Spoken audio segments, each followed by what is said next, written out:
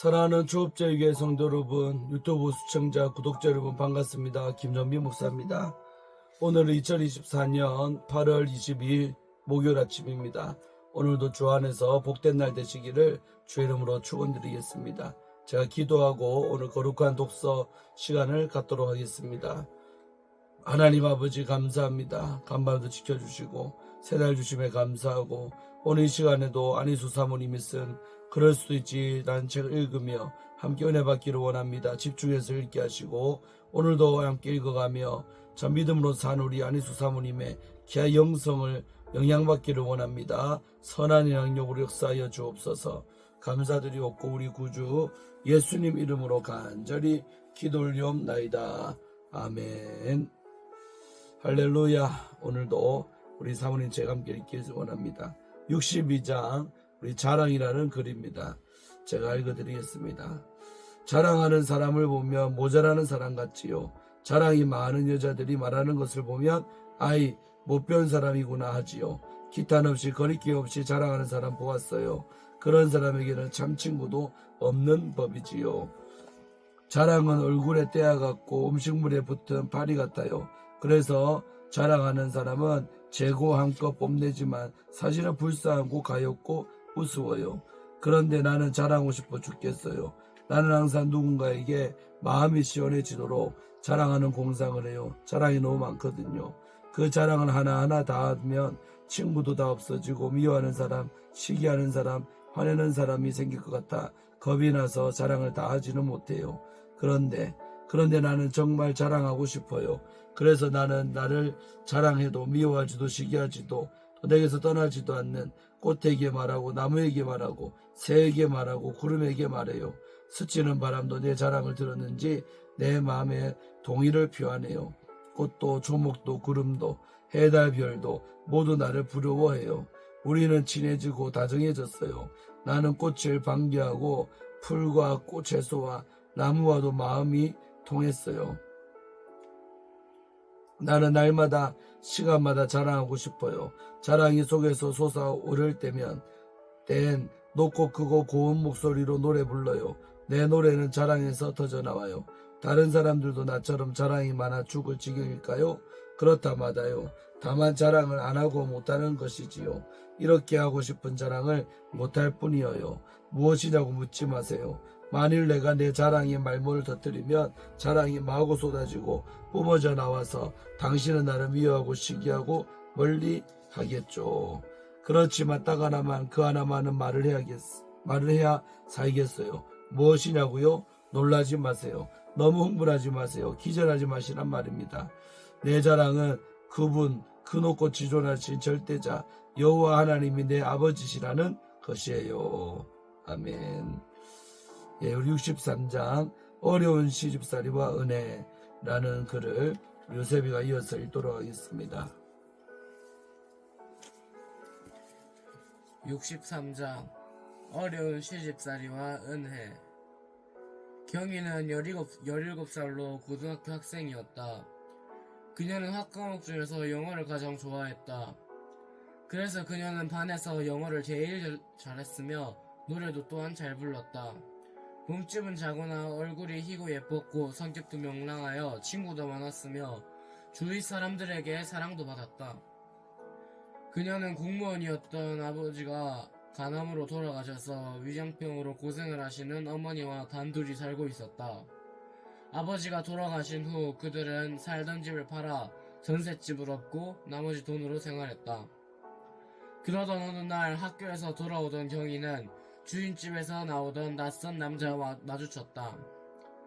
지금까지 전혀 보지 못했던 남자였다. 경희는 그 사람이 자기 아버지 버름 되는 것 같아 공손히 인사했다.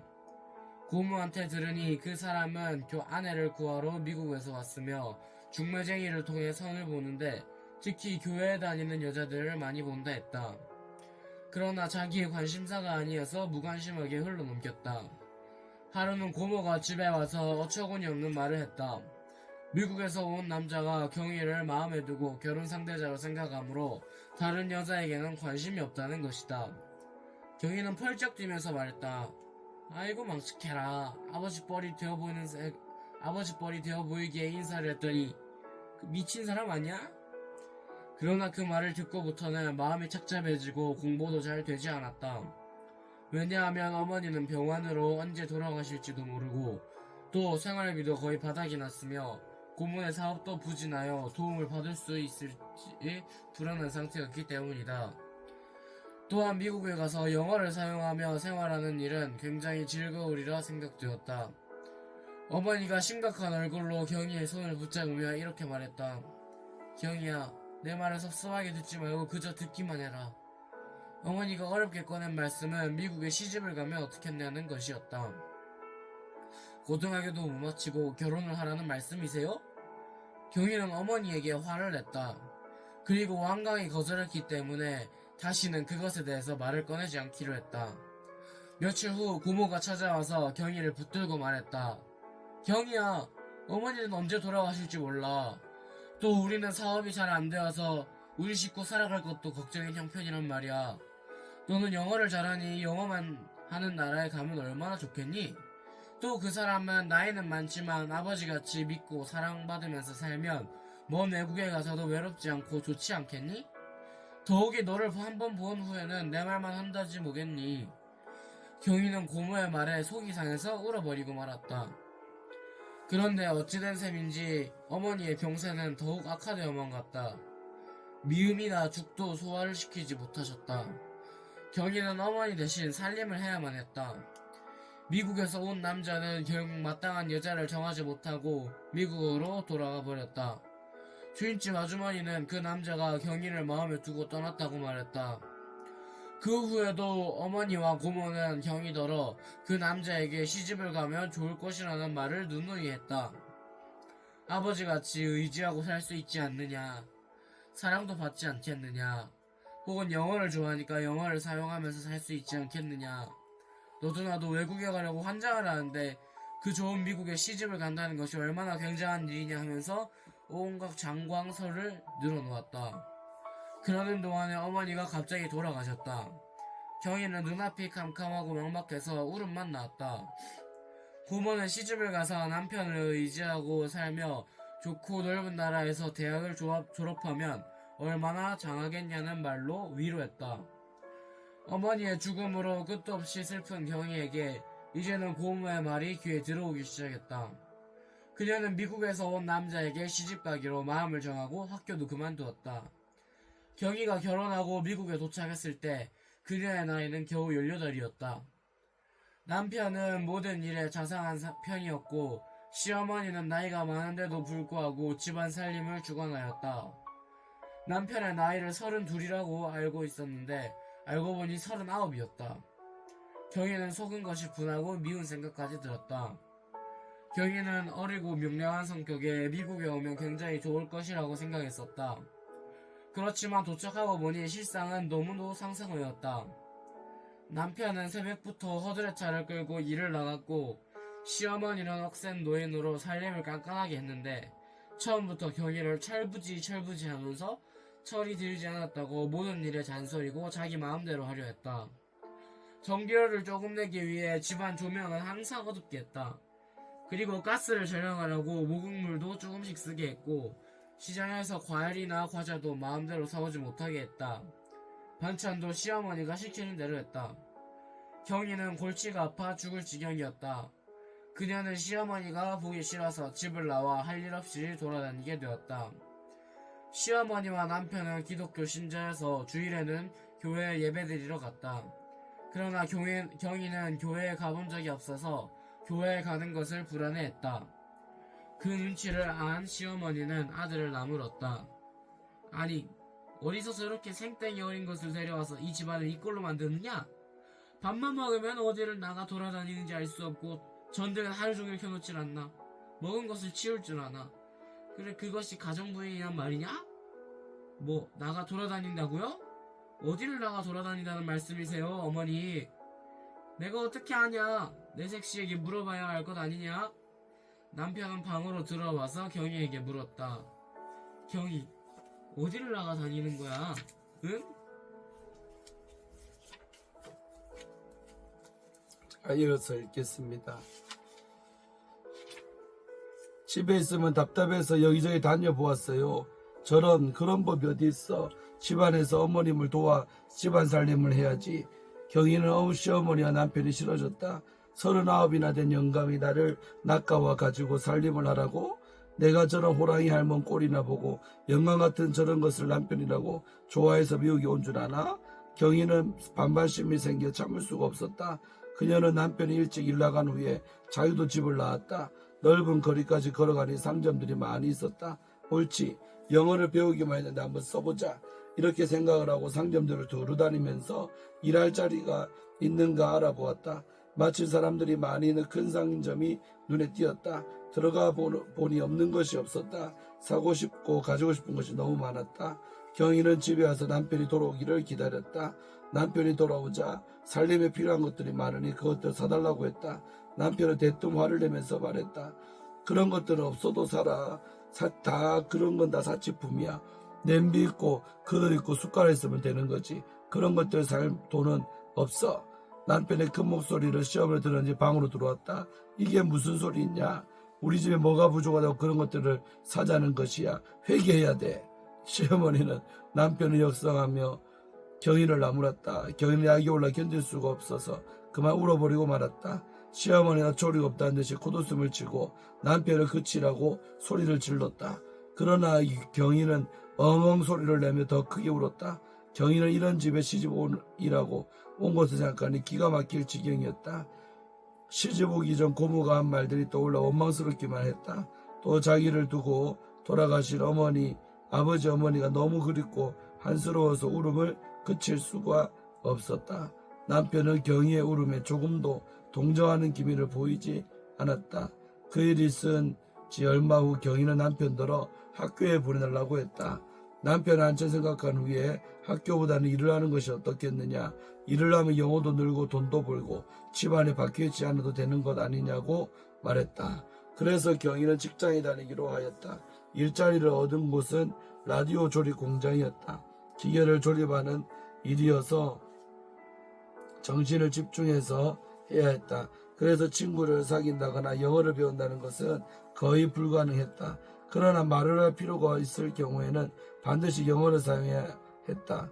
그것은 경희에게 더 없는 즐거움을 주었다. 동양 사람은 별로 없고 스페인어를 하는 남미계 사람들이 많아 외우기 온 기분이 들어 신선한 감을 느끼기도 했다.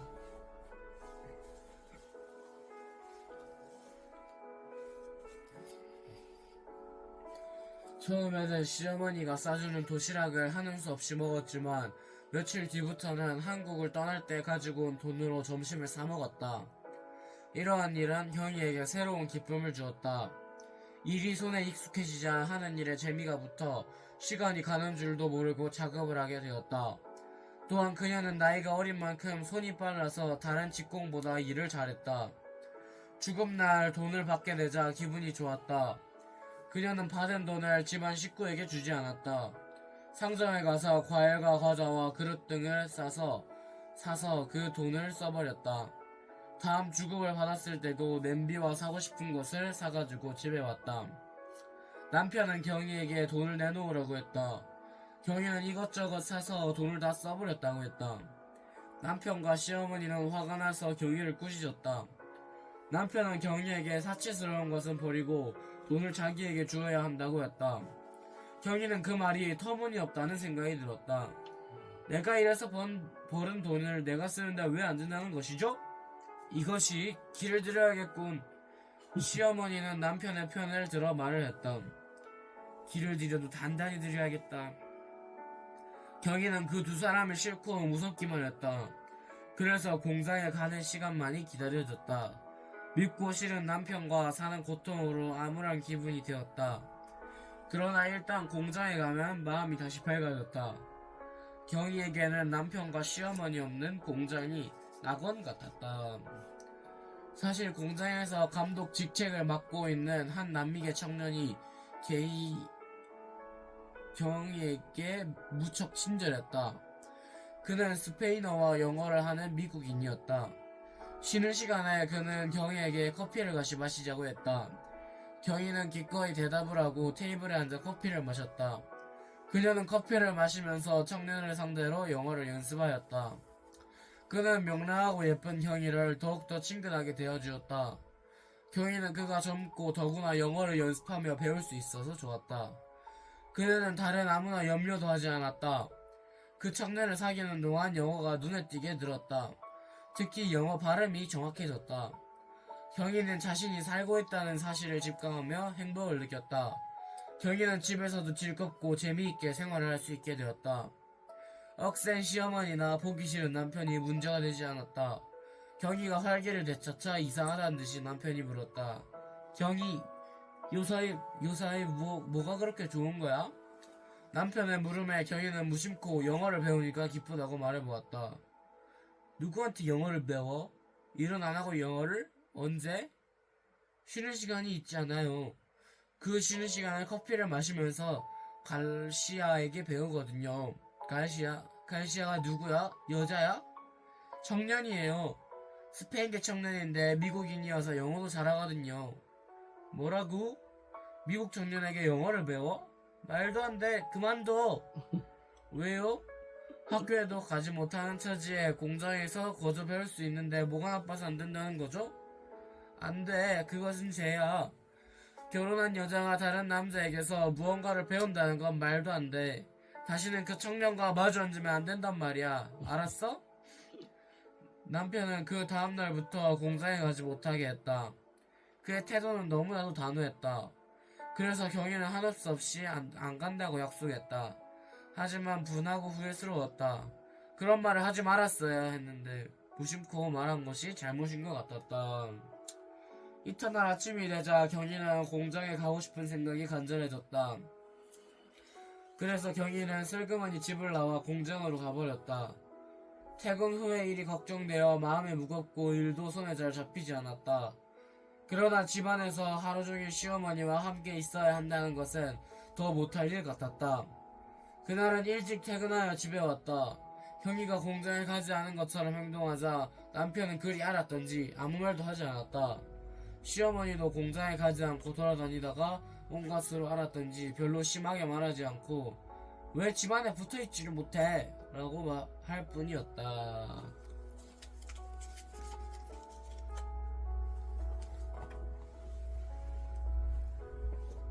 경희는 개소에서 공장에 다녔다. 감독관인 갈시아가 편의를 봐줘서 늦게 퇴근하고 일찍 퇴근할 수 있었다. 늦게 출근하고 일찍 퇴근할 수 있었다. 그날도 다른 날과 마찬가지로 갈시아가 영어를 배우고 있었다. 경희가 그동안의 편의 제공에 감사를 표하자 그는 경희의 영어를 수정해주며 영어 실력을 칭찬해 주었다. 그의 칭찬에 웃고 있을 때였다. 경희는 문득 남편이 자기 쪽으로 걸어오는 것을 보았다. 그녀는 기절할 뻔했다. 갈시아는 경희의 안색이 변하자 고개를 돌려 가까이 다가오고 있는 경희의 남편을 바라보았다. 그는 벌떡 일어나서 경희의 남편으로 다가갔다. 누구신가요? 경희 아버지신가요? 이 개자식아. 경희의 남편은 화가 잔뜩 나서 한 고로 욕을 퍼부었다. 그는 무서운 눈초리를 하고서 경희를 끌고 왔다. 경희는 죽을 상이 되어서 남편에게 끌려 집으로 와야만 했다. 무섭기도 하였지만 한편으로는 그런 남편에게 강한 반발심이 생기는 것을 억제할 수가 없었다. 그렇지만 당장은 그의 주먹이 무섭고 떨려서 참을 수밖에 없었다. 너 공장에 가는 것이 그래서 좋았던 거지? 그는 마치 경희가 갈시아를 만나기 위해 공장에 간다는 말투였다. 사실 경희는 갈시아 영어를 배우는 것이 목적이었지 다른 것은 없었다. 그러나 남편보다 갈시아를 만나는 즐겁고 재미있는 일임은 틀림이 없었다. 그녀는 변명할 힘이 없었다. 경희는 그날 이후 하루 종일 시어머니의 감시를 받으면서 마음대로 밖에도 나갈 수 없는 처지가 되었다. 요란한 전화벨 소리에 받았더니 갈시아였다. 경희 왜 안 나와요? 왜요? 경희는 할 말이 없었다. 대답을 못하고 있는 것을 갈시아가 어떻게 생각했는지 계속 말했다. 당신 아버지가 그날 데려가고는 공장에 못 나오게 하는 건 아니요?